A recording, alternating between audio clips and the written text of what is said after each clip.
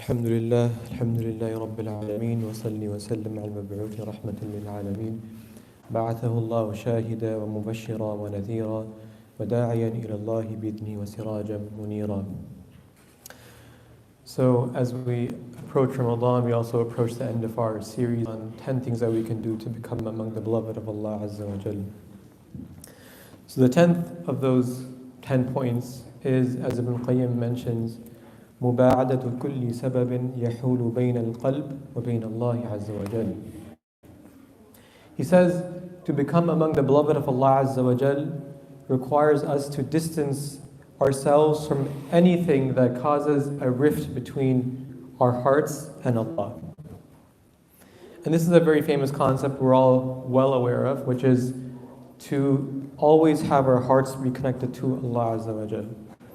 And so, if our heart is connected to Allah Azza wa Jal, then we will love that which Allah loves and hate that which Allah hates.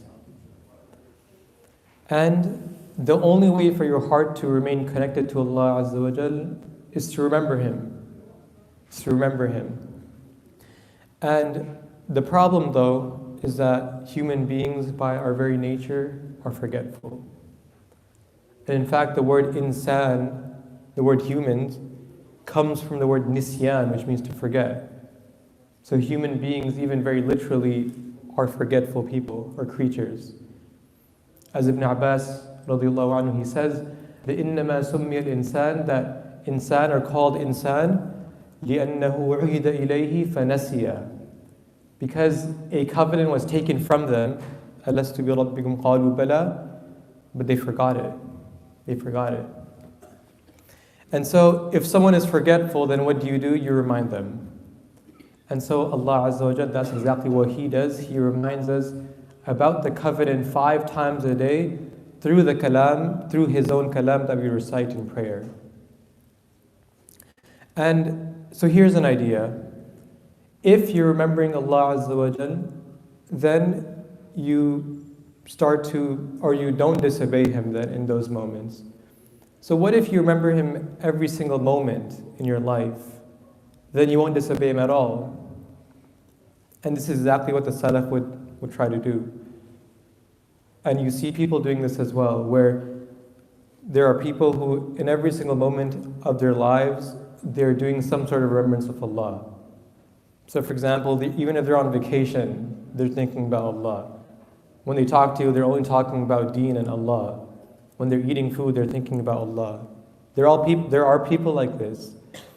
And this is frankly what separates the muqarrab from the ammi. It's that constant remembrance of Allah.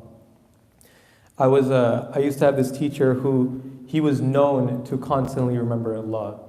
And so wherever he went, whether it be like a dinner party or even a store, he would always have a tasbih in his hand. And you could see his tongue moving. And even if you're talking to him, you could see his tongue moving while he's like looking at you and talking to you. And so one day I was sitting in his office and I was talking to him.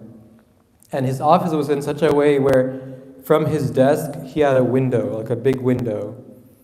And so while I was talking to him, I look at him and he starts to look visibly disturbed.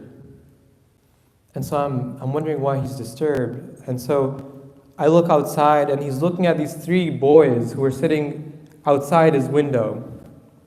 And the Dhuhr prayer had just finished and those 3 boys were sitting outside just like talking to each other. And so the Shaykh, he looks disturbed and so he calls someone. And he says, Ya Shaykh, why are there these 3 kids sitting outside just talking? They shouldn't be idle like this. And then this is the shahid of the story. He said, they shouldn't be idle because when someone is idle, then that is when shaitan gets to them. That is when shaitan gets to them. And so as Ibn Qayyim, he mentions that the heart is like a vessel. If you fill it with Allah Azza wa Jal, then it leaves no room for anything else. But if the remembrance of Allah is not there, then that is when our desires take in. That is when our desires come in. And so we ask Allah Azza wa Jal that He makes our heart always in remembrance of Allah Azza wa Jal, that He make us amongst the muqarrab, amongst the mahbub of His, and that He makes us this Ramadan a Ramadan full of remembrance, a Ramadan full of gratitude and shukr and ibadah. Ameen, ameen, ya Rabbil Alameen. Subhanakallahumma wa bihamdik, nashhadu an la ilaha illa ant, nastaghfiruka wa natubu ilayk.